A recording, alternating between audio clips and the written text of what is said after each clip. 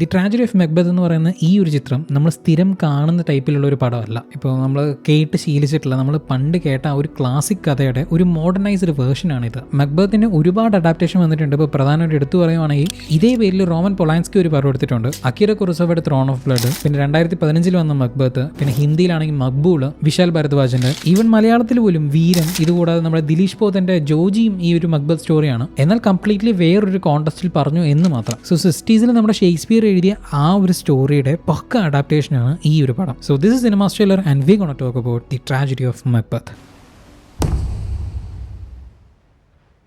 സ്കോട്ട്ലൻഡിൽ യുദ്ധം നടന്നുകൊണ്ടിരിക്കുകയാണ്. അയർലൻഡും നോർവേയാണ് എതിരാളികൾ.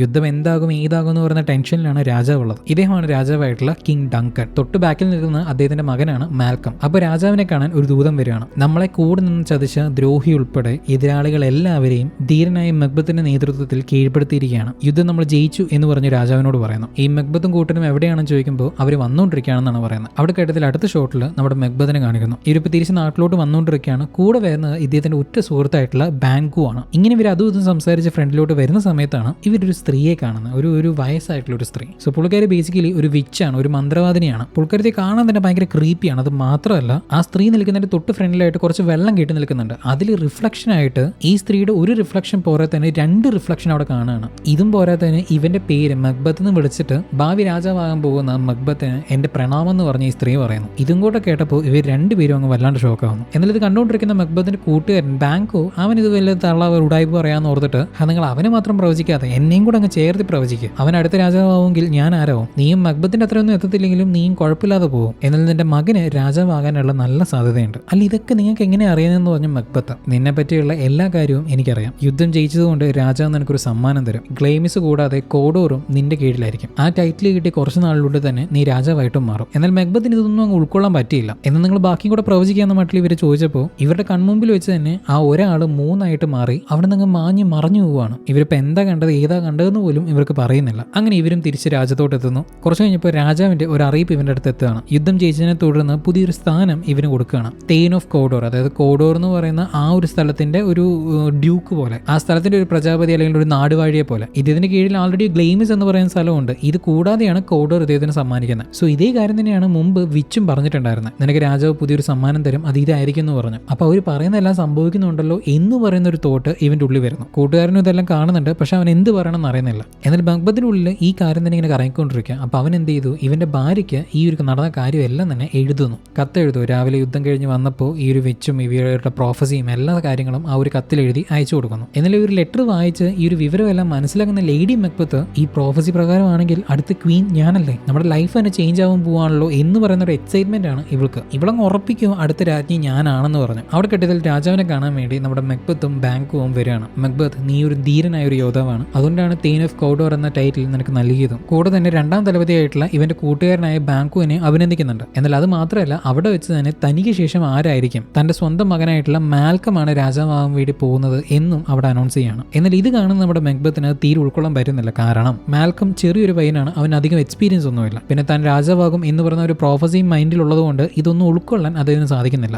അത് പുറത്ത് കാണിക്കുന്നില്ല ഓഫ് കോഴ്സ്, പക്ഷെ അത് ഉള്ളിലുണ്ട്. മെക്ബത്ത്, ഞാനിപ്പോൾ വേട്ടയ്ക്ക് പോവാണ്, ഞാൻ എന്തായാലും ഒരു ദിവസം നിന്റെ വീട്ടിൽ വരും, നമുക്ക് ഒരു ദിവസം കൂടാം എന്ന് പറഞ്ഞിട്ട് രാജാവ് വേട്ടയ്ക്ക് പോവാണ്. അവിടെ കിട്ടത്തിൽ മെക്ബത്ത് വീട്ടിലോട്ട് ചെല്ലുന്നു. എന്നിട്ട് ഭാര്യയോട് ഈ നടന്ന കാര്യങ്ങളും പറഞ്ഞു കൊടുക്കുന്നു. കൂടെ തന്നെ ഒരു ദിവസം ഡിന്നർ കഴിക്കാൻ വേണ്ടി രാജാവ് നമ്മുടെ വീട്ടിൽ വരുന്നുണ്ടാവും. അന്ന് പുള്ളിക്ക് വേണ്ടത് കാര്യം എല്ലാം നമ്മൾ നോക്കി നടത്തണം, നല്ല രീതിയിൽ നോക്കണം എന്നൊക്കെ പറഞ്ഞ് ഭാര്യയോട് പറയുന്നു. ഇത് കേട്ട ലേഡി മെക്ബത്തിന്റെ മൈൻഡ് വേറൊരു രീതിയിലാണ് വർക്കായത്. അങ്ങനെ ആ ഒരു ദിവസം വരുന്നു, രാജാവ് മെക്ബത്തിന്റെ വീട്ടിലോട്ട് വരികയാണ്. രാജാവിന്റെ സെക്യൂരിറ്റീസ് ആയിട്ട് 3 പേര് വന്നിട്ടുണ്ട്. അവിടെ ഒരു പ്രത്യേകം അറ തന്നെ നമ്മുടെ രാജാവിന് വേണ്ടി കൊടുക്കുന്നുണ്ട്. ഇതിനപ്പോഴാണ് ലേഡി മെക്ബത്ത് ഇവനെ വിളിച്ചിട്ട് അവളുടെ പ്ലാൻ എന്താണെന്ന് പറഞ്ഞു കൊടുക്കുന്നത്. നിങ്ങൾ ഓർക്കുന്നുണ്ടോ ആ ഒരു വിച്ചിന്റെ പ്രോഫസി? നിങ്ങൾ തെയ്ൻ ഓഫ് കോഡോർ ആകുമെന്ന് പറഞ്ഞു കുറച്ച് ദിവസം കഴിഞ്ഞതും നിങ്ങളായി. അതേപോലെ അത് കഴിഞ്ഞ് നിങ്ങൾ രാജാവാകുമെന്നും പറഞ്ഞു. എനിക്ക് തോന്നുന്നു അതിനുള്ള സമയമായിരിക്കുകയാണ്. ഈ ഒരു അവസരം നമ്മൾ കൈവിടാൻ പാടില്ല, ഇത് നമ്മൾ മുതലാക്കണം. രാജാവ് ഇപ്പോൾ ഉള്ളത് നമ്മുടെ ഇടത്താണ്. ഇതുപോലൊരു അവസരം ഇനി നമുക്ക് കിട്ടത്തില്ല. നമുക്കൊന്നും ആരും അറിയാതെ രാജാവിനെ അങ്ങ് കൊന്നേക്കാം. രാജാവിനെ മരണശേഷം രാജാവാകാനുള്ള സാധ്യത നിങ്ങൾക്കാണ് കൂടുതൽ. ഇനി അതല്ല, രാജാവിനെ വെറുതെ വിട്ടാൽ അങ്ങേരുടെ മകനെ തന്നെ അങ്ങേര് രാജാവാക്കും. അപ്പോൾ ഈ അവസരം നമ്മൾ കളയാൻ പാടില്ല എന്ന് പറഞ്ഞ് നമ്മുടെ മെക്ബത്തിനെ അങ്ങ് ബ്രെയിൻ വാഷ് ചെയ്തെടുക്കുന്നു. ലേഡി മെക്ബത്തിനെ പറ്റി പറയുകയാണെങ്കിൽ അവൾ അവളുടെ കാര്യം ചെയ്യാൻ വേണ്ടി ഭയങ്കര സെൽഫിഷാണ്. സോ പുള്ളിക്കാരത്തിന്റെ കാര്യം നടക്കാൻ വേണ്ടി ആരെ കൊല്ലാനും മടിക്കത്തില്ല. ഇപ്പൊ രാജ്ഞിയാവുന്നും കൂടെ പറഞ്ഞു കഴിഞ്ഞാൽ പിന്നെ നോക്കണം, ഒന്നുമില്ല. ആദ്യം മെഗ്ബത്ത് എതിർത്തെങ്കിലും അവളുടെ വലയിൽ പിന്നീട് വീണു. അങ്ങനെ അകത്ത് ഡിന്നർ എല്ലാം കഴിഞ്ഞ് എല്ലാവരും കിടക്കാൻ വേണ്ടി പോവാണ്, രാജാവ് ഉൾപ്പെടെ. അപ്പൊ ലേഡി മെഗ്ബത്ത് രാജാവിന്റെ കാവൽക്കാരായ 3 പേരുണ്ടല്ലോ, അവരുടെ ആ ഒരു ഡ്രിങ്ക്സിനകത്ത് മയക്കുമരുന്ന് കൊടുത്ത് അവരെ അങ്ങ് മയക്കിയിടുന്നു. ഇത് കാണുന്ന മെഗ്ബത്തും അവള് പറഞ്ഞ പോലെ തന്നെ ഒരു കൂർത്ത ഡാഗർ, ഒരു കത്തി എടുത്ത് നേരെ രാജാവുള്ള ആ ഒരു മുറിയിലോട്ട് ചെല്ലുക. ആരോ വന്ന പോലെ ഉണ്ടല്ലോ എന്ന് പറഞ്ഞ് രാജാവ് കണ്ണു തുറക്കുമ്പോൾ ഫ്രണ്ടിൽ നമ്മുടെ മെഗ്ബത്താണ്. എന്ത് പറ്റി മെഗ്ബത്ത്, എന്ത് ഈ സമയത്ത് എന്തെങ്കിലും അത്യാവശ്യം ഉണ്ടോ? രാജാവ് എന്നോട് ക്ഷമിക്കണം, എനിക്ക് വേറെ ഓപ്ഷൻ ഇല്ല എന്ന് പറഞ്ഞ് ആ കത്തി വെച്ച് അങ്ങേരെ അങ്ങ് കുത്തി കൊല്ലുക. ഇപ്പൊ ഇവര് പ്ലാൻ ചെയ്ത പോലെ തന്നെ രാജാവ് മരിച്ചിരിക്കുകയാണ്. എല്ലാം ചെയ്ത ശേഷം നമ്മുടെ മെഗ്ബത്ത് ചെറുതായിട്ടൊന്ന് ടെൻഷൻ ആവുന്നിട്ട് നേരെ ഓടി അവൻ റൂമിലോട്ട് വരിക. വന്നപ്പോൾ അദ്ദേഹത്തിന് കുത്തിക്കൊന്ന ആ ഒരു കത്തി എടുത്തിട്ടാണ് വന്നത്. ഇത് കണ്ട ഭാര്യ, നിങ്ങൾക്ക് പ്രാന്തുണ്ടോ മനുഷ്യൻ, നിങ്ങൾ എന്തിനാ ഈ കത്തി തൂക്കി എടുത്തുകൊണ്ട് ഇങ്ങോട്ട് വന്നതെന്നൊക്കെ പറഞ്ഞു ചോദിക്കുന്നത്. രാജാവിനെ കൊല്ലണം, പക്ഷെ രാജാവിനെ ഇവരാണ് കൊന്നതെന്ന് പറഞ്ഞു ഒരു തെളിവും പാടില്ല. അപ്പോഴാണ് ഈ കത്തി തൂക്കി ഇങ്ങോട്ട് വന്നേക്കുന്നത്, നിങ്ങൾ വേഗം പോയി അവിടെ തന്നെ കൊണ്ട് ഇടുന്ന് പറഞ്ഞിട്ട് പറഞ്ഞു വിടാൻ നോക്കുന്നു. എന്നാൽ ജന്മം ചെയ്താൽ പോവില്ല എന്നുള്ള മട്ടില്ല നമ്മുടെ മെഗ്ബത്ത്. കാരണം അവന് പേടിയാണ്, വീണ്ടും ആ ഒരു മുറിയിലോട്ട് കയറി ചെല്ലാൻ അവന് സാധിക്കത്തില്ല. എന്നാൽ അദ്ദേഹം ഞാൻ കൊണ്ടിടാന്ന് പറഞ്ഞിട്ട് ഭാര്യ ആ ഒരു ടാക്കർ എടുത്തുകൊണ്ട് പോയി കൊണ്ടു വെക്കുന്നുണ്ട്. അവിടെ അവളൊരു അതിബുദ്ധി കാണിക്കുക, മൈ കിടക്കുന്ന ആ ഒരു കാവലാളുകളുണ്ടല്ലോ അവരുടെ അടുത്ത് കൊണ്ടിടുന്നു. എന്നിട്ട് അവരാണ് ഉറങ്ങി കിടക്കുമ്പോൾ കൊന്നതെന്ന് പറഞ്ഞ് ഫ്രെയിം ചെയ്യാൻ വേണ്ടി. മെഗ്ബത്തിന്റെ മൈൻഡ് മൊത്തം ഗിൽറ്റ് അറിയും, കാരണം രാജാവിനെ കൊന്നല്ലോ, തന്റെ കൈ കൊണ്ട് കൊന്നല്ലോ എന്ന് പറഞ്ഞു. അങ്ങനെ ആ ഒരു ദിവസം പോകുന്നു. പിറ്റേ ദിവസം രാവിലെ രാജാവിനെ കൂട്ടിക്കൊണ്ടു പോകാൻ വേണ്ടി അവിടേക്ക് ആളുകൾ വരുന്നു. അതിലൊരു പ്രധാന ആളാണ് മക്ഡഫ്. രാജാവിന്റെ വിശ്വാസിയാണ്, ഒരു വലങ്കൈയാണെന്നൊക്കെ വേണമെങ്കിൽ പറയാൻ പറ്റും. അവിടേക്ക് മെഗ്ബത്തും വരുന്നു, പ്രത്യേകിച്ച് ഭാവമാറ്റമൊന്നും ഇല്ലാതെ.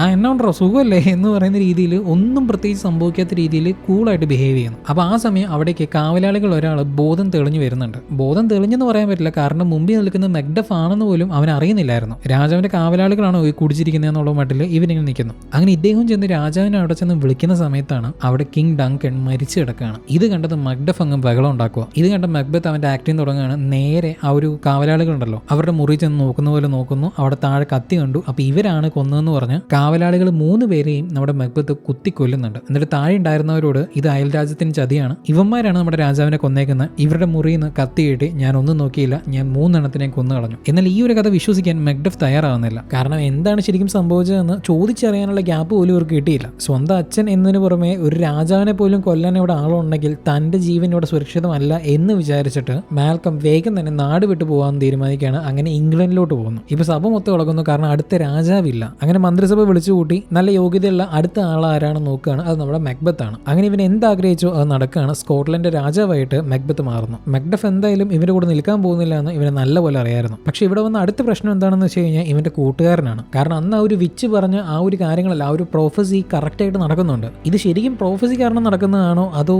അത് നടക്കാൻ വേണ്ടി ഇവൻ കാണിച്ചു വെക്കുന്ന കാര്യങ്ങളാണോ ഇതിലേക്ക് എത്തുന്നത് എന്ന് പറയുന്ന ഒരു ചോദ്യം ഇവന്റെ ഉള്ളിൽ വരുന്നു. ഇവന് രാജാവിന്റെ മരണത്തിൽ നല്ലപോലെ സംശയം വരുന്നു. ആ സംശയം ഇവൻ നേരെ മെഗ്ബത്തിനോട് ചെന്ന് ചോദിക്കുകയാണ്, എടാ നീ സത്യം പറ, ഈ നടക്കുന്നതല്ല യാദൃശ്ചികമായിട്ട് നടക്കുന്നതാണോ അതോ നിനക്കും വല്ല പങ്കുണ്ടോ? രാജാവിന്റെ മരണത്തിനെ പറ്റിയുള്ള കാര്യങ്ങൾ വീണ്ടും ചോദിക്കുകയാണ്. ഇത് കേട്ടപ്പോൾ മെഗ്ബത്തിന് ചെറുതായിട്ട് പേടി വരുന്നു. കാരണം അന്ന് ആ ഒരു പ്രോഫസി കേട്ട സമയത്ത് ഇവനും കൂടെ ഉണ്ടായിരുന്നു. ഇവനും തനിക്കും തന്റെ ഭാര്യയ്ക്കും മാത്രമേ ഈ ഒരു വിഷയത്തിനെ പറ്റി അറിയത്തുള്ളൂ. അപ്പൊ ഈ വിഷയം പുറത്തു പോയി കഴിഞ്ഞാൽ സീരിയസ് ആവും. അപ്പൊ അത് പോകാതിരിക്കാൻ വേണ്ടി, എടാ നീ വിചാരിക്കുന്ന പോലെ ഒന്നല്ല, നമുക്ക് ഡിസ്കസ് ചെയ്യാം, വൈകിട്ടൊരു ഡിന്നർ ഉണ്ട്, നീ മറക്കാതെ വരണം, നമുക്ക് അപ്പം ഡിസ്കസ് ചെയ്യാന്ന് പറഞ്ഞ് അവനെ പറഞ്ഞു വിടുന്നു. കൂട്ടുകാരന് സംശയം തോന്നി, അല്ലെങ്കിൽ അവൻ ആ ഒരു കാര്യങ്ങളെല്ലാം അറിയാം എന്നത് മാത്രമല്ല ഈ മക്ബത്തിന്റെ പ്രശ്നം. ആ കിളവി അന്ന് പറഞ്ഞതിൽ ബാങ്കോ, അതായത് ഇവന്റെ കൂട്ടുകാരന്റെ മകൻ അടുത്ത രാജാവാകാൻ സാധ്യതയുണ്ട് എന്നും പറഞ്ഞിട്ടുണ്ടായിരുന്നു. ഇവനാണെങ്കിലും ഒരു 14 വയസ്സ് വരുന്ന ഒരു മകനും ഉണ്ട്. സോ ഇവൻ ഇല്ലെങ്കിലും ഇവന്റെ മകൻ മൂലം തന്റെ സ്ഥാനത്തിന് ആപത്ത് വരും എന്നും തിരിച്ചറിയാണ്. ബാങ്കോ പോയി കുറച്ച് കഴിഞ്ഞതും മെഗ്ബത്ത് അവന്റെ വിശ്വാസികളായ 2 പേരെ പിടിക്കുന്നുണ്ട്. എന്നിട്ട് അവരോട് ബാങ്കോവിനെ അവന്റെ മകനെയും കൊല്ലണം എന്ന് പറഞ്ഞ് ഓർഡർ കൊടുക്കുന്നു. സ്വന്തം കൂട്ടുകാരനാണെന്ന് പോലും അവൻ ചിന്തിക്കുന്നില്ല. കാരണം അതൊന്നും ചിന്തിക്കാനുള്ള ഒരു മൈൻഡ് സെറ്റിലേ അല്ല ഇവൻ. അഹംഭാവം അല്ലെങ്കിൽ അഹം എന്ന് പറയുന്ന ഭാവം വന്നു കഴിഞ്ഞാൽ തന്നെ തീർന്നു. അതാണ് ഇവിടെ ശരിക്കും മെഗ്ബത്തിന് സംഭവിക്കുന്നത്. പിന്നെ ഞാനാണ് നിങ്ങളെ അയച്ചതെന്ന് ഒരു കാരണവശാലും വേറൊരാളും അറിയാനും പാടില്ല, ഓക്കെ എന്നും പറഞ്ഞ് 2 പേര് ബാങ്കോയെയും അവന്റെ മകനെയും കൊല്ലണം എന്ന് പറഞ്ഞു കൊടുത്തു. അവിടെ കിടയിൽ ബാങ്കോവും മകനും പൊക്കോണ്ടിരിക്കുന്ന സമയത്ത് പെട്ടെന്ന് ഇവർ 2 പേരും ഇടയിൽ കയറുകയാണ്. അവരുടെ ഇടയിൽ ഒരു കയ്യാങ്കളി വരുന്നു. അതിലൊരാൾ നമ്മുടെ ബാങ്കോവിനെയും കുത്തുന്നു. സോ മക്ബത്താണ് ഇതിനെല്ലാം കാരണമെന്നും പ്രോഫസി പ്രകാരം തന്റെ മകൻ രാജാവാകാൻ സാധ്യത ഉള്ളതുകൊണ്ടാണ് ഇവനതെല്ലാം ചെയ്യുന്നതെന്ന് മനസ്സിലാക്കി, മോനെ നീ ഇവിടെ നിൽക്കരുത്, വേഗം ഇവിടെ ഓടി രക്ഷപ്പെടും എന്ന് പറഞ്ഞ് മകനോട് ഓടാൻ പറയുന്നു. അവൻ അച്ഛനെ രക്ഷപ്പെടുത്തുന്നുണ്ടെങ്കിൽ പോലും അവൻ നിസ്സഹായനാണ്. വേറെ വഴിയില്ലാത്തതുകൊണ്ട് അവനും ആ ഒരു കാട്ടിലോട്ട് ഓടിക്കയറുന്നു. അങ്ങനെ ബാങ്കോവും മരിക്കുകയാണ്. ഇതേസമയം ആ ഒരു ഡിന്നർ പാർട്ടിയും തുടങ്ങുന്നു. അപ്പോഴേക്കും ബാങ്കോ മരിച്ചു, പക്ഷെ അവന്റെ മകൻ രക്ഷപ്പെട്ടു എന്ന് പറയുന്ന വാർത്തയായിട്ട് ഇവർ 2 പേരും ചെല്ലുന്നു. അവന്റെ മകൻ രക്ഷപ്പെട്ടു തോർത്ത് ഇവന് നല്ല ദേഷ്യം ഉണ്ടെങ്കിലും അത് പുറത്ത് കാണിക്കുന്നില്ല. അപ്പോഴേക്കും ലേഡി മെഗ്ബത്ത് വന്ന് ഇവനെ വിളിച്ചുകൊണ്ട് വരികയാണ്. അവിടെ ഇവർ 2 പേരും ഒന്നും നടക്കാതെ മട്ടില്, ഞാൻ ബാങ്കോനെ ഇൻവൈറ്റ് ചെയ്തിട്ടുണ്ടായിരുന്നു, അവൻ എവിടെ കാണാനില്ലല്ലോ, ഇപ്പോഴും അവൻ ഇങ്ങനെ ചെയ്യുന്നത്, എന്തെങ്കിലും ഒരു ആവശ്യത്തിന് വിളിച്ചാൽ കാണത്തില്ല, ശരി അത് വിட, നിങ്ങൾ എന്തായാലും ഫുഡ് കഴിച്ചോ എന്ന് പറഞ്ഞിട്ട് അവൻ ഭയങ്കര കാഷ്വൽ ആയിട്ട് സംസാരിക്കുന്നു. അങ്ങനെ എല്ലാം ഇവൻ വിചാരിക്കുന്ന പോലെ തന്നെ സ്മൂത്ത് ആയിട്ട് പൊക്കോണ്ടിരിക്കുന്ന സമയത്ത് പെട്ടെന്ന് ഇങ്ങനെ ആ ഒരു ബാങ്കും അതിലൂടെ നടന്നു പോകുന്ന പോലെ ഒരു തോന്നല് ഇവന് വരികയാണ്. ഇത് കണ്ട മെക്ബത്തിന് ഉൾക്കൊള്ളാൻ പറ്റുന്നില്ല. നീ എങ്ങനെയാണ് ഇവിടെ വന്നതെന്നൊക്കെ പറഞ്ഞ് അലറി വിളിച്ച് വെളിയിലോട്ട് പോകുന്നു. അവിടെയുള്ള ആർക്കും ഒന്നും മനസ്സിലാവുന്നില്ല. ഈവൻ ലേഡി മെക്ബത്തിന് പോലും അറിയുന്നില്ല. സംഭവം വഷളായി പോകാതിരിക്കാൻ വേണ്ടി പുള്ളിക്കാരത്തി എന്തോ ഒക്കെ പറഞ്ഞിട്ട് അത് മാനേജ് ചെയ്യുന്നുണ്ട്. എന്നിട്ട് നേരെ മെക്ബത്തിന്റെ അടുത്ത് വന്ന് നിങ്ങൾ കുറച്ച് സമാധാനപ്പെടും, ഇവിടെ കുറെ ആൾക്കാരുണ്ട്, വഷളാവും. ഇല്ലടി ഞാൻ കണ്ടു, ഞാൻ അവനെ കണ്ടു, അവൻ എന്റെ മുമ്പിൽ കൂടെ പോയി, ഞാൻ അതുകൊണ്ടാണ് വന്നേ. നിങ്ങൾ ആരെ കണ്ടു നീ പറഞ്ഞു, ചത്ത് മണ്ണടിഞ്ഞ് പോയവനെയോ? അപ്പൊ അവിടെ ഒരു കാക്ക വന്നിട്ട് ഇവനെ ഉപദ്രവിക്കുന്ന പോലെയൊക്കെ തോന്നില്ല ഇവനെ വരുവാ. ഇതെല്ലാം കാണുന്ന ലേഡി മെക്ബത്തിന് ഒന്നും മനസ്സിലാവുന്നില്ല. ഇങ്ങേർക്ക് ഇത് എന്ത് പറ്റി, പ്രാന്തായോ എന്നൊക്കെ പറഞ്ഞു. സോ മെക്ബത്ത് ഈ ഒരു പോയിന്റിൽ ഭയങ്കര മെന്റലി ഡിസ്റ്റർബ് ആവുന്നു. കാരണം അവന്റെ ഉള്ളിലുള്ള ഗിൽറ്റ്, തന്റെ രാജാവിനെ കൊന്നു, ആ പഴി തീർക്കാൻ വേണ്ടി 3 ഭടന്മാരെ കൊന്നു, ഇത് പോരാത്തതിന് സ്വന്തം കൂട്ടുകാരനെ കൊന്നു, തന്റെ കൂടെ നടന്ന ആൾക്കാരെ തന്നെ ഇവനെ കൊന്നു വീഴ്ത്തിയപ്പോൾ ആ ഒരു ഗിൽറ്റ് എല്ലാം ഇവന് ഭയങ്കര മെന്റലി ഹോണ്ട് ചെയ്യാണ്. താൻ പെട്ടെന്ന് മരിക്കാൻ പോവാണ് എന്ന് പറഞ്ഞൊരു തോന്നലൊക്കെ അവന് വരുന്നു. അങ്ങനെ എന്തൊക്കെയോ പറഞ്ഞ് ലേഡി മെക്ബത്തും കുറച്ചു നേരം സമാധാനപ്പെടുത്തുന്നുണ്ട്. എന്നാൽ അവൾ പോയ ശേഷവും ഇവനിങ്ങനെ ആലോചിക്കുക, ആ വിച്ചസിന്റെ കാര്യം, അവരെന്റെ കൺമുമ്പിൽ ഉണ്ടായിരുന്നെങ്കിൽ അവരോടൊരു കാര്യം ചോദിക്കാലോ എന്നൊക്കെ പറഞ്ഞു. ഇങ്ങനെ അവനത് മനസ്സിൽ കരുതി മുകളിലോട്ട് നോക്കുമ്പോൾ അവിടെ 3 വിച്ചസ് ഇരിക്കുന്നു. ഇവൻ അന്ന് കണ്ട അവർ തന്നെയാണ്. എനിക്ക് നിങ്ങളോട് ഒരു കാര്യം കൂടെ ചോദിക്കാനുണ്ട്. നിങ്ങൾ അന്ന് പറഞ്ഞ കാര്യങ്ങളെല്ലാം അതേപോലെ നടക്കുന്നുണ്ട്. പക്ഷേ ഇപ്പം എൻ്റെ ഏറ്റവും വലിയ ചോദ്യം എന്ന് പറയുന്നത് എൻ്റെ മരണമാണ്. എൻ്റെ മരണം എങ്ങനെയായിരിക്കും, അതൊന്ന് പറഞ്ഞു തരാൻ പറ്റുമോ? അതിന് ആ ഒരു സ്ത്രീയും 3 കാര്യം പറയും. 1, മക്ഡഫിനെ നീ ഭയക്കണം, അവനിലൂടെ ആയിരിക്കും നിന്റെ അന്ത്യം. 2, നാച്ചുറലായിട്ട് ജനിച്ച ഒരാൾക്കും നിന്നെ കൊല്ലാൻ സാധിക്കത്തില്ല. 3, നിന്റെ കോട്ടയ്ക്ക് ഇപ്പുറത്തുള്ള ബിർണം കാടുകളുണ്ടാവും. ആ കാട് എന്ന് നിന്നെ നോക്കി വരുന്നോ അന്നായിരിക്കും നിന്റെ മരണം. ഇങ്ങനെയുള്ള 3 കാര്യം സംഭവിച്ചാൽ മാത്രമേ നിന്റെ മരണം സംഭവിക്കുകയുള്ളൂ. ഇത് കേട്ടത് മക്ബത്ത് ഹാപ്പി ആവുന്നു. കാരണം മക്ഡഫിനെ പേടിക്കുന്ന കാര്യം ഓക്കെ, അവനെ വേണമെങ്കിൽ കൊല്ലാൻ പറ്റും, സമ്മതിക്കുന്നു. പക്ഷേ രണ്ടാമത്, നാച്ചുറലായിട്ട് ജനിച്ച ഒരാൾക്കും ഇവനെ കൊല്ലാൻ പറ്റില്ല എന്ന് പറയുന്നത്, മനുഷ്യന്മാരെല്ലാം തന്നെ നാച്ചുറലായിട്ടാണ് ജനിക്കുന്നത്. അപ്പോൾ അവരെയും കൊണ്ട് ഇവനെ കൊല്ലാൻ പറ്റില്ല എന്ന് പറഞ്ഞാൽ ഇവന് മരണമില്ല എന്നുള്ളൊരു തോന്നലിലേക്ക് ഇവന് വരുന്നു. പിന്നെ കാട് മൊത്തം ഇവനെ നോക്കി വരുന്നു എന്ന് പറയുന്ന കാര്യവും നടക്കാത്ത കാര്യമാണ്. സോ ഇതൊരിക്കലും നടക്കത്തില്ല, തനിക്ക് മരണമില്ല എന്ന് പറയുന്നൊരു തോന്നലിലേക്ക് ഇവന് വരുന്നു. അതൊരു കൈൻഡ് ഓഫ് ആശ്വാസമായിരുന്നു. കാരണം അവൻ ഏറ്റവും കൂടുതൽ പേടിച്ചത് മരണത്തെയാണ്. ഇവന്റെ മരണത്തിന് മക്ഡഫ് ഒരു ആപത്തായിട്ട് നിൽക്കുന്നുള്ളതുകൊണ്ട് അവനെ ഇല്ലാതാക്കാന്ന് പറഞ്ഞിട്ട് അവനെ കൊന്നിട്ട് വരാൻ വേണ്ടി ഓർഡർ കൊടുക്കുന്നു. അങ്ങനെ കൊല്ലാൻ വേണ്ടി ആൾക്കാർ മക്ഡഫിന്റെ വീട്ടിൽ ചെന്ന് നോക്കുന്ന സമയത്ത് അവിടെ അവൻ ഇല്ലായിരുന്നു, അവൻ വേറെ അങ്ങോട്ടോ പോയേക്കുമായിരുന്നു. പക്ഷെ അവർ വെറുതെ മടങ്ങാൻ തയ്യാറായില്ല. അവിടെ ഉണ്ടായിരുന്ന ഭാര്യയും കുട്ടിയെയും ക്രൂരമായിട്ട് കത്തിച്ചു കൊന്നു കളഞ്ഞു. ഈ വിഷയം ഇവഞ്ച്വലി മക്ഡഫും അറിയാണ്. അവന് ഭയങ്കര ദേഷ്യം വരുന്നു. തന്റെ ഭാര്യയും കുട്ടിയും കൊന്ന മക്ബത്തിനെ വെറുതെ വിടാൻ പാടില്ല എന്ന് പറയുന്ന ഉറച്ച തീരുമാനം മക്ഡഫ് എടുക്കുകയാണ്. അവിടെ കെട്ടിയതിൽ ബാങ്കോന്റെ മകനുണ്ടല്ലോ, അവനെ ആ കാട്ടിലോട്ട് ഓടി രക്ഷപ്പെട്ടില്ലേ, അവൻ എങ്ങോട്ട് പോകണം എങ്ങനെ പോകണം എന്ന് പറയുന്ന കാര്യമൊന്നും അറിയാതെ ഇങ്ങനെ കറങ്ങി നടന്നപ്പോൾ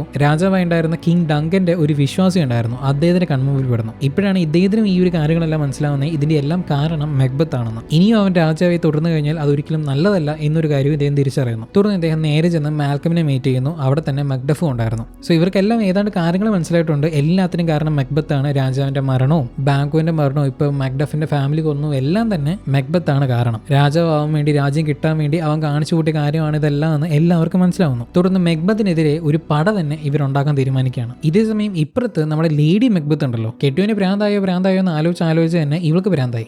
ഇവളാണല്ലോ രാജാവിനെ കൊല്ലാന്നൊക്കെ പറഞ്ഞ പ്ലാനട്ടെ. സോ ആ ഗിൽറ്റും ഇവളെ വെറുതെ വിട്ടില്ല. നേരെ ചൊവ്വേ ഉറങ്ങാൻ പറ്റുന്നില്ല, എന്ത് വിചാരിച്ചാലും നടക്കുന്നില്ല. സ്വന്തം കൈ എത്ര മാത്രം കഴുകിയിട്ടും അതിലെ രക്തക്കറ പോകുന്നുണ്ടായിരുന്നില്ല. ഭയങ്കര മെന്റലി ബാധിക്കപ്പെടുകയാണ് അവള്. അങ്ങനെ ഇരിക്കും ഒരു ദിവസം ഇവൾ ആ ഒരു കൊട്ടാരത്തിന്റെ ഒരു മോൾഭാഗത്ത് നിന്ന് താഴോട്ട് അങ്ങ് ചാടി അങ്ങ് വീഴാണ്. അവൾ അവിടെ വീണ് തന്നെ മരിച്ചു പോകുന്നു. ഇത് പിറ്റേ ദിവസം നമ്മുടെ മക്ബത്തും അറിയാണ്, ഞാൻ ഈ ചെയ്തു കൂട്ടുന്നതിന്റെ എല്ലാം കാരണമേ നീയായിരുന്നു. ഇപ്പതാ നീയും എന്നെ വിട്ടുപോയി, ഇനി ഞാൻ എന്ത് ചെയ്യുമെന്ന് പറഞ്ഞിട്ട് മക്ബത്ത് ഭയങ്കരധികം ഫീൽ ചെയ്യുന്നു. ഇതിനെ കുറച്ച് കഴിഞ്ഞതും അവൻ ആ ഒരു ന്യൂസ് വരികയാണ്, എന്ത് രാജാവേ ആപത്തുണ്ട്. മുൻ രാജാവായിട്ടുള്ള കിങ് ഡങ്കന്റെ മകനായിട്ടുള്ള മാൽക്കവും മക്ഡഫും ചേർന്ന് ഒരു പട തന്നെ കൂട്ടി ഈ കൊട്ടാരത്തിനെ എതിർക്കാൻ വേണ്ടി വന്നുകൊണ്ടിരിക്കുകയാണ്. ഇത് ആപത്താണ്, ഇത് എങ്ങനെയെങ്കിലും നേരിടണം. എന്നാൽ ഇതിന്റെ സീരിയസ്നെസ് ഒന്നും ഇവൻ കേൾക്കാൻ താല്പര്യപ്പെടുന്നില്ല, കാരണം ഇവന് മരണമില്ലല്ലോ. എന്നാൽ അപ്പോഴാണ് രാജാവ് വിഷയം സീരിയസ് ആണ്. അവർ വരുന്നത് കണ്ടാൽ തന്നെ ബേണും കാടുകൾ തന്നെ ഇളകി വരുന്ന പോലെയുണ്ട്. ആ ഡയലോഗ്, ആ വാക്ക് ഇവനെ ഭയങ്കര സ്ട്രൈക്ക് ആവുന്നു. ബേണും കാടുകൾ തന്നെ കൊട്ടാരത്തിനെ നോക്കി വരുന്നു എന്ന് പറയുന്ന കാര്യം ഇതാ രണ്ടാമത്തെ പ്രോഫസിയിലുള്ള ഒരു കാര്യമായിരുന്നു. അതെന്താണെന്ന് അറിയാൻ വേണ്ടി മക്ബത്തും ഓടിച്ചെന്ന് നോക്കുന്നുണ്ട് ഏതാന്നൊക്കെ. നോക്കുമ്പോൾ എന്താണ്, ആ ഒരു വരുന്ന പട എല്ലാവരും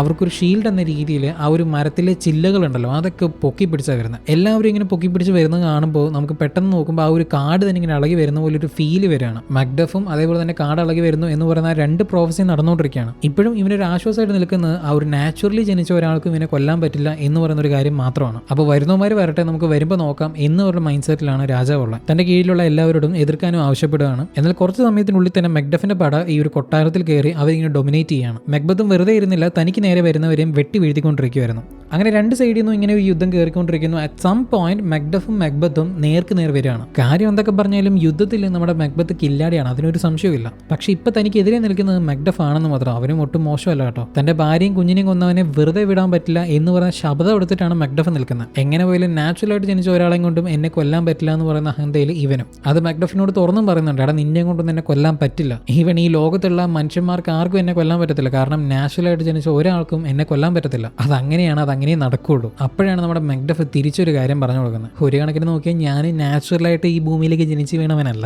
എൻ്റെ അമ്മയുടെ വയറ് കീറി മുറിച്ചിട്ടാണ് ഞാൻ ഈ ഭൂമിയിലോട്ട് വന്നത്. അപ്പം നീ പറഞ്ഞ പോലെ നിന്റെ അമ്മ ഞാൻ തന്നെ, അതിനൊരു സംശയം ഇല്ല എന്ന് പറഞ്ഞ് മെക്ബത്തിന് നേരെ വരികയാണ് മെക്ഡഫ്. സോ സംഭവം എന്താണെന്നാൽ ആ കാലത്ത് സിസേറിയൻ ഒന്നും ഇല്ലായിരുന്നു, എല്ലാവർക്കും നോർമൽ ഡെലിവറീസ് ആണ്, ചുരുക്കം ചില കേസുകൾ മാത്രമേ ഇങ്ങനെ സംഭവിക്കാറുള്ളൂ. സോ ആ ഒരു പ്രൊഫസിയിൽ നാച്ചുറലായിട്ട് ജനിച്ചു എന്ന് പറയുന്നത് ഈ ഒരു നോർമൽ ഡെലിവറിയാണ്. അപ്പോൾ വയറ് കീറി മുറിച്ച് സിസേറിയനിൽ വരുന്ന കുട്ടി അൺനാച്ചുറൽ ആകും എന്ന ആ ഒരു സെൻസിലാണ് ആ ഒരു പ്രൊഫസി ഉണ്ടായിരുന്നത്. അത് നമ്മുടെ മെക്ബത്ത് തിരിച്ചറിഞ്ഞില്ല, പാളിപ്പോയി. അവന് പക്ഷേ കാര്യം ഏതാണ്ട് മനസ്സിലാവുന്നുണ്ട്, കഥയിൽ കയറുന്നു, മരണമടി അടിക്കാറായി എന്ന് പറഞ്ഞ കാര്യം. എങ്കിലും വിട്ടുകൊടുക്കാൻ തയ്യാറല്ല, ഇപ്പോഴും എതിർക്കുന്നുണ്ട്, കുറച്ചേരം പിടിച്ചു വയ്ക്കുന്നുണ്ട്. ബട്ട് ഇവഞ്ച്വലി മെക്ഡഫ് നമ്മുടെ മെക്ബത്തിന്റെ തല വെട്ടി മാറ്റുന്നുണ്ട്. അങ്ങനെ വെട്ടി മാറ്റിയ ആ ഒരു തല നേരെ മാൽക്കമിന്റെ അവിടെ കൊണ്ടുവന്ന് അവനെ കിരീടം വെച്ചിട്ട് അവനെ റൈറ്റ്ഫുൾ കിങ് ആയിട്ട് ഇവർ മാറ്റുന്നു. ഇതേസമയം ബാങ്കുവിന്റെ മകനെ ഇവൻ സേഫ് ആയിട്ട് ഒരു സ്ഥലത്ത് കൊണ്ട് വെച്ചിട്ടുണ്ടായിരുന്നു, അയർലൻഡിൽ. ഈ ഒരു യുദ്ധം കഴിഞ്ഞ് മെക്ബത്ത് ഇല്ലാതായതിനെ തുടർന്ന് വേഗം തന്നെ ആ ഒരു ബാങ്കുവിന്റെ മകനെ കൂട്ടിക്കൊണ്ട് ഇദ്ദേഹം ആ ഒരു കൊട്ടാരത്തിലോട്ട് വരികയാണ്. സോ മാൽക്കത്തിന്റെ കാലശേഷം ഇവഞ്ച്വലി ഇവൻ തന്നെ അടുത്ത രാജാവായിട്ട് മാറുകയും ചെയ്യും. സോ ഒരു വിച്ച് പറഞ്ഞ ഒരു പ്രോഫസിയിൽ ഒരു മാറ്റവും ഇല്ല, അതേപോലെ തന്നെയാണ് നടന്നുകൊണ്ടിരിക്കുന്നത്. സോ ഇങ്ങനെ ഈ ഒരു ഷോട്ട് കാണിച്ചിട്ടാണ് ഈ ഒരു പടം അവസാനിക്കുന്നത്. സത്യം പറഞ്ഞ ട്രാജഡി ഓഫ് മെക്ബത്ത് എന്ന് പറയുന്ന ഈ ഒരു ചിത്രം is a beautiful piece of cinema. നിങ്ങൾക്ക് അറിയുന്ന പോലെ തന്നെ ഷേക്സ്പിയർ ഇതിനൊരു നാടകമായിട്ട് എഴുതിയിരിക്കുന്നത്, അതായത് ഈ ഒരു മെക്ബത്ത് എന്ന് പറയുന്ന ഈ ഒരു സാധനം. ഈ സിനിമ എടുത്തിരിക്കുന്നതും ഒരു സിനിമയായിട്ടും അല്ല, എന്നാൽ ഒരു നാടകമായിട്ടും അല്ല, അതിന്റെ ഇടയിൽ നിന്നിട്ടാണ്. അന്യായ വിഷ്വൽസ് ആയിരുന്നു അതിനകത്ത്. അത് മാത്രമല്ല ഒറിജിനൽ സ്ക്രിപ്റ്റിൽ ചില കാര്യങ്ങൾ പറയാതെ വിട്ടു എന്നല്ലാതെ ഒരു മാറ്റങ്ങളും വരുത്തിയിട്ടില്ല. എന്തതിലുണ്ടോ അത് അതേപോലെ കാണിച്ചിട്ടുണ്ട്. കുറെ മെറ്റഫറിക്കൽ സാധനങ്ങൾ ഈ ഒരു പടത്തിനകത്ത് വെച്ചിട്ടുണ്ട്. അതെല്ലാം ഞാൻ ഭയങ്കര എൻജോയ് ചെയ്തു. പിന്നെ ഇതിന്റെ ഡയറക്ടർ ജോയൽ കോയൻ ബ്രദേഴ്സിലെ ഒരു ബ്രദറാണ്. No country for old man, അതേപോലെ തന്നെ ബിഗ് ലബോവ്സ്കി, ഫാഗോ ഒക്കെ ഇവരുടെ പടങ്ങളാണ്. ഈ പടങ്ങൾ നിങ്ങൾ കണ്ടിട്ടില്ലെങ്കിൽ കാണുന്ന കിടിലൻ സാധനങ്ങളാണ് എല്ലാം. സോ അതിലൊരു ബ്രദറിന്റെ ഒരു ഇൻഡിവിജ്വൽ സാധനം, അതും ഇമ്മാര് ലെവലിൽ. ഞാൻ ഈ പറയുന്നത് എത്ര പേർക്ക് ഉൾക്കൊള്ളാൻ പറ്റുമെന്ന് എനിക്കറിയുന്നില്ല, ബട്ട് ഫോർ മീ ഒരു ഗംഭീര പടമായിരുന്നു. ഇതിനു മുമ്പ് 2015 വന്ന മെക്ബത്ത് വിഷ്വലി സ്റ്റണ്ണിങ് ആണ്. ഈ പടം നിയോണോയർ ബ്ലാക്ക് ആൻഡ് വൈറ്റിലായിരുന്നു, പക്ഷെ അത് ഭയങ്കര വിഷ്വലി റിച്ച് ആയിട്ട് ഭയങ്കര എല്ലാ കളറും ഉണ്ടായിരുന്നു. ചില സിനിമകൾ മാത്രമേ ഇങ്ങനെ ഓടിക്കൊണ്ടിരിക്കുമ്പോൾ എവിടെയെങ്കിലും റാൻഡം ആയിട്ട് സ്റ്റോപ്പ് ചെയ്താൽ പോലും അതൊരു വാൾപേപ്പർ മെറ്റീരിയൽ ആയിട്ട് നമുക്ക് ഫീൽ ചെയ്യത്തുള്ളൂ. കാരണം അത്രയും ബ്യൂട്ടിഫുൾ ആയിട്ടാണ് ആ ഒരു ഫ്രെയിം അവർ എടുത്തിട്ടുണ്ടാവുക. അതിന്റെ കോമ്പോസിഷൻ ആണെങ്കിലും അതിന്റെ കളർ ആണെങ്കിലും യൂസ് ചെയ്ത ഒബ്ജക്റ്റ് ആണെങ്കിലും ഇതെല്ലാം തന്നെ ആ ഒരു സാധനം എടുക്കാൻ വേണ്ടി അവർ എന്തൊക്കെ ചെയ്തു എന്ന് പറഞ്ഞ കാര്യം നമ്മൾ മനസ്സിലാക്കേണ്ട ആവശ്യമൊന്നുമില്ല. കാണുമ്പോൾ തന്നെ നമുക്ക് ഫീൽ ചെയ്യും അതൊരു നല്ല സാധനമാണെന്ന്. അങ്ങനെ ഒരു 1.5 ഫ്രെയിംസ് ഉള്ള ഒരു പടമാണ് മെക്ബത്ത്. പക്ഷേ പ്ലോട്ട് വൈസ് ക്യാരക്ടർ വൈസ് ഒക്കെ നോക്കുകയാണെങ്കിൽ അത്ര ഇല്ലായിരുന്നു. ബട്ട് ഇതിനകത്ത് അതായിരുന്നു ഒരു പടി മുകളിൽ നിന്നിട്ടുണ്ടായിരുന്ന ക്യാരക്ടേഴ്സ്. ആൻഡ് ഓഫ് കോഴ്സ് ഇതിനകത്ത് കുറെ ഡയലോഗ് ഒക്കെ എനിക്ക് മനസ്സിലാക്കാൻ കുറച്ച് ബുദ്ധിമുട്ട് വന്നു. അത് ഞാൻ കുറച്ച് കണ്ടിട്ടാണ് എനിക്ക് മനസ്സിലായി. ആ ഒരു പ്രശ്നം ഉണ്ടായിരുന്നു, അതില്ലെന്ന് പറയുന്നില്ല. ബട്ട് അതർവൈസ് പടം കിടുവാണ്. ഡെൻസൽ വാഷിംഗ്ടനൊക്കെ തകർത്തിട്ടുണ്ട്. പുള്ളി മാത്രമല്ല, വന്നവരും പോയവരും എല്ലാവരും കിടുവായിരുന്നു. സോ സ്ഥിരം കണ്ടുകൊണ്ടിരിക്കുന്ന സിനിമകളിൽ നിന്ന് കുറച്ച് മാറ്റി പിടിക്കണം എന്ന് ആഗ്രഹിക്കുന്നവർ തീർച്ചയായിട്ടും ഈ ഒരു പടം ചെക്ക് ചെയ്യുക, റെക്കമെൻഡ് ചെയ്യുക. മറ്റൊരു ദിവസം മറ്റൊരു വ്യത്യസ്തമായ സിനിമയായിട്ട് കാണുന്നവരെ ബൈ.